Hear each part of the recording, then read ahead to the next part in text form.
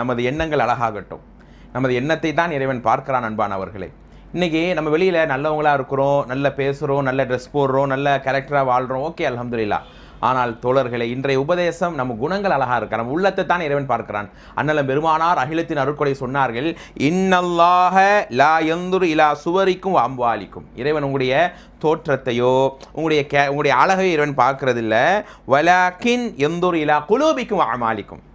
உங்களுடைய உள்ளத்தை பார்க்குறான். உங்களுடைய உள்ளத்தில் ஒருத்தர் வெளியே பார்த்து நல்லவங்க அப்படின்னு நம்ம நினைக்கிறோம், ஆனால் உள்ளத்தில் பாவத்தை நினைக்கிறாங்க. வெளியே பழகிற பழக்கத்தை வச்சா நம்ம பழகிறோம், ஆனால் உள்ளுக்குள்ளே நம்ம நட்பை அவங்க வெறுக்கிறாங்க. இதெல்லாம் நடக்குது தானே தோழர்களே. ஆக நம்முடைய குணங்கள் அழகாகணும், நம்முடைய உள்ளம் அழகாக வேண்டும்.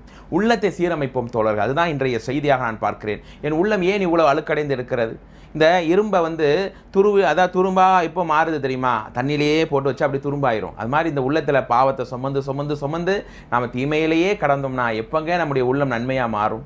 ஸோ உள்ளத்தை அழகுபடுத்துவோம், இறைவனுக்கு பொருத்தமான ஒரு நல்ல குணங்களை அமைத்துக் கொள்வோம். நம்ம உள்ள என்ன இருக்கோ அந்த குணத்தோட மக்கள்கிட்ட பழகுவோம்.